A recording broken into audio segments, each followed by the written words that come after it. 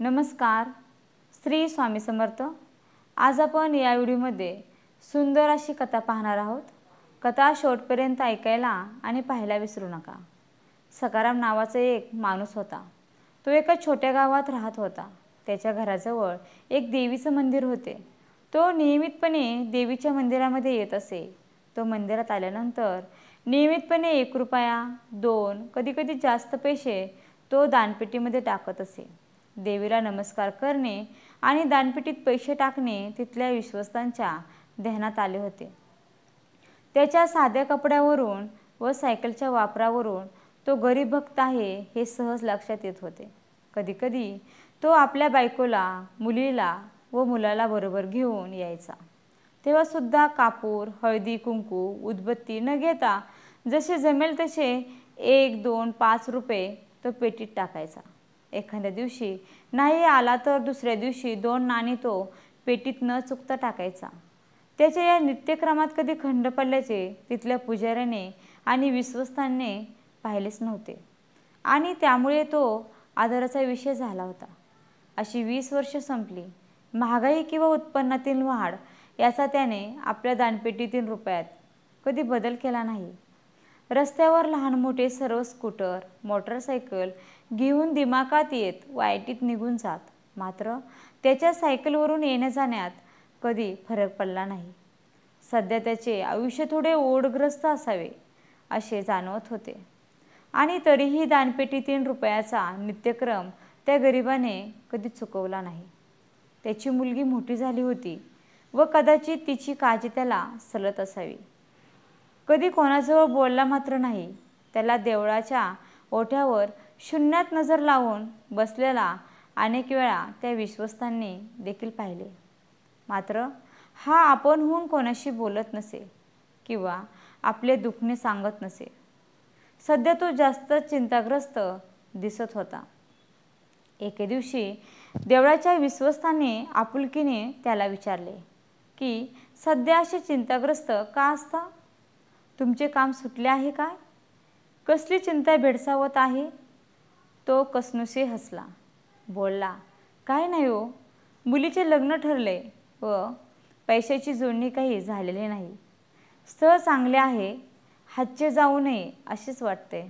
पण आता हात तरी कोणाकडे पसरायचे? मी हा असा पैशाने दुबळा. कामाचा मालकही फारसे काही उचलून द्यायला तयार नाही आणि म्हणून काळजीत आहे. इतकेच. बघू देव यातून कसा काय मार्ग काढतोय ते.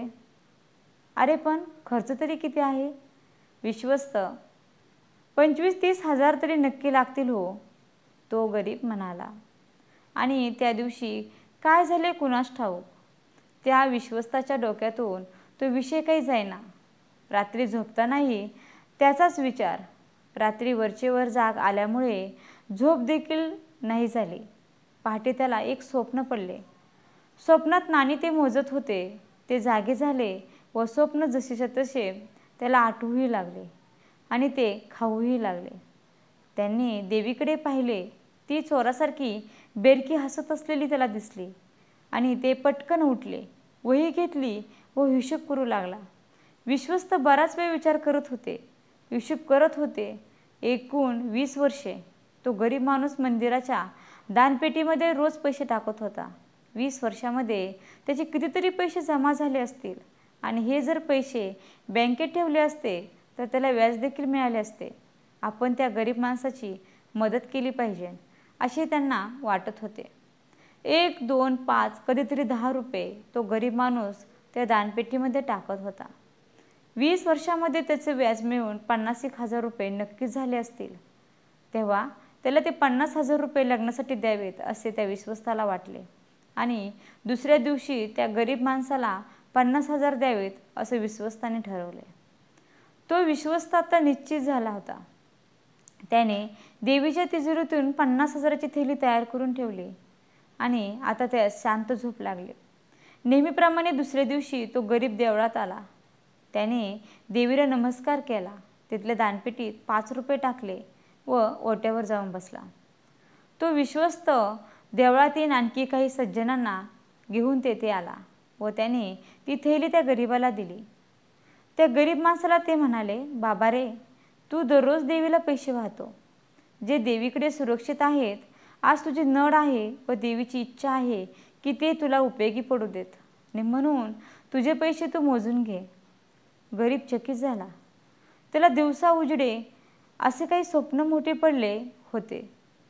तो ती थैली घेऊन देवीजवळ गेला व रडू लागला. सर्वजण खूप भावूक झाले. देवी प्रसन्न हसत होती. गरीबाचा पाय देवळाबाहेर निघत नव्हता. तो मात्र थैली घेऊन तेथेच बसून राहिला. त्याची पत्नी व मुलगी त्याला शोधत देवळात आली. त्याने घडलेला वर्तमान त्या दोघींना सांगितला. त्याच्या डोळ्यातून आनंदाश्रू वाहू लागले आणि बघणारे सर्वजण देवीचा जय जयकार करू लागले.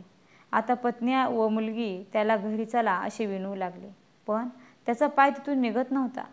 माझे दान देवाने परत तर नाही ना केले, असे त्याचे मन त्यास खाऊ लागले. काय करावे त्याला सुचेना, आणि त्याने फक्त त्याला लागत होते तेवढे 20,000 रुपये घेतले आणि उरलेले परत त्या दानपेटीमध्ये टाकले. आता त्याच्या चेहऱ्यावरील ताण नाहीसा झाला. सर्व उपस्थित चकित झाले.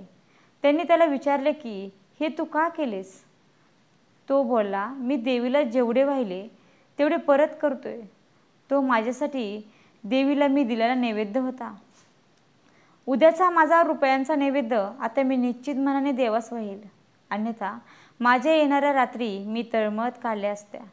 आत्ता मला शांत झोप लागेल. देवीने दिलेल्या या उरलेल्या पैशात माझ्या मुलीचे लग्न थाटामाटात होईल, आणि आता मी घरी जातो आहे. आणि प्रसन्न चेहऱ्याने ते कुटुंब घरची वाट चालू लागले. देवीचा प्रसन्न चेहरा मात्र आणखी उजळला होता. थेंबाथेंबाने देवाकडे आपण साठवलेली कोणतीही गोष्ट, मग ते पैसे असोत किंवा देवाचे आशीर्वाद असो, कालांतराने अशी महाकाय होत असते व आयुष्यातील कठीण वेळा ते सहज दूर करते. या कथेचे तात्पर्य काय? तर आपण निस्वार्थपणे केलेले कुठलेही सत्कर्म कधीही वाया जात नाही. केव्हा ना केव्हा आयुष्याच्या कुठल्या तरी वाटेवर, कुठल्या तरी टप्प्यावरती ते तुम्हाला फळ देऊन जाते. धन्यवाद. मैत्रिणींनो, व्हिडिओ कसा वाटला?